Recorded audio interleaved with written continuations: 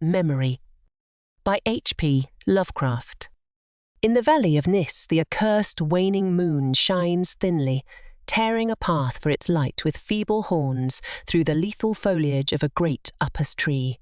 And within the depths of the valley, where the light reaches not, move forms not meet to be beheld. Rank is the herbage on each slope, where evil vines and creeping plants crawl amidst the stones of ruined palaces, twining tightly about broken columns and strange monoliths, and heaving up marble pavements laid by forgotten hands. And in trees that grow gigantic in crumbling courtyards leap little apes, while in and out of deep treasure vaults writhe poisoned serpents and scaly things without a name. Vast are the stones which sleep beneath coverets of dank moss, and mighty were the walls from which they fell. For all time did their builders erect them, and in sooth they yet serve nobly, for beneath them the grey toad makes his habitation. At the very bottom of the valley lies the river then, whose waters are slimy and filled with weeds.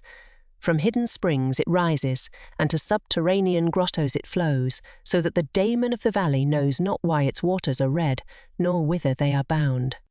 The genie that haunts the moonbeams spake to the daemon of the valley, saying, I am old, and forget much. Tell me the deeds and aspect and name of them who built these things of stone. And the daemon replied, I am Memory, and am wise in lore of the past, but I too am old.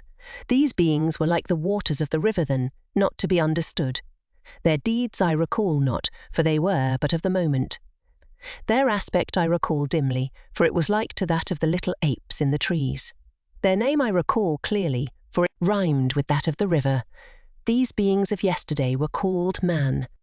So the genie flew back to the thin-horned moon, and the daemon looked intently at a little ape in a tree that grew in a crumbling courtyard.